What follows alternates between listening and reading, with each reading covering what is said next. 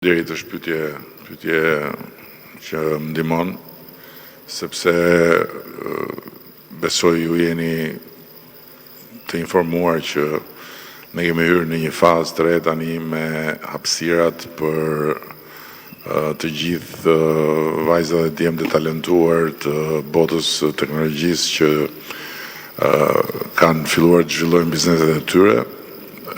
Kemi aktiv parkun e parë teknologjik, Duranën, ku mund të regjistrohesh edhe virtualisht.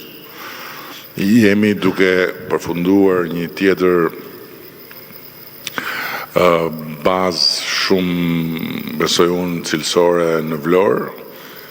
Piramidën e përmende është, si thush, dallandyshja e parë, dhe në modelin e piramidës për të pasur brenda edhe programet që janë për fëmijët të Tumos, për të pasur brenda edhe hapësirat për ata që janë më të rritur edhe që kanë nevojë fillimisht për një mbështetje për që të mund të ulen edhe të punojnë, se nuk i kanë kapacitetet për të pasur zyrat e veta, qerat e tjerë. Kemi me Fondin Shqiptar të Zhvillimit projektin për Shkodrën. Jemi akoma,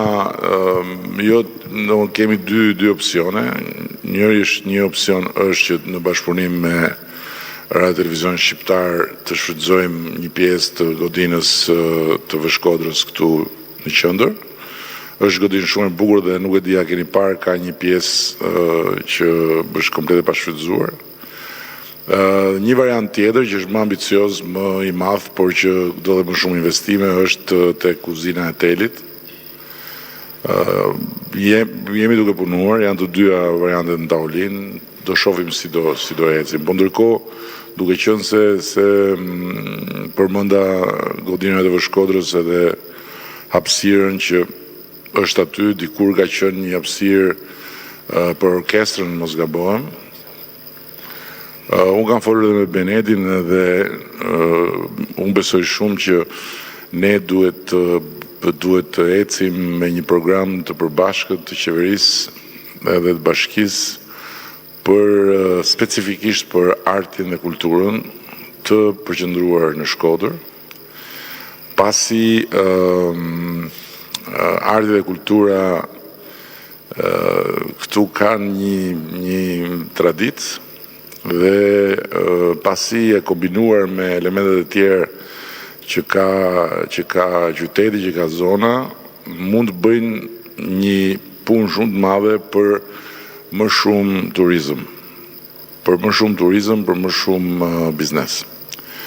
Dhe nuk e di sa e keni marrë vesh që para pak ditësh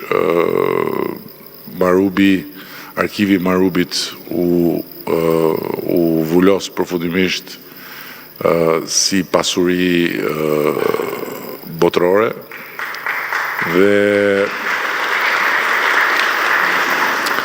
tani mund të themi që jo vetëm me fjalë apo me çfarë ne besojmë, por edhe me ligj, me dokumenta, me vull, me firmë, Shkodra ka një kontribut në kulturën e botës.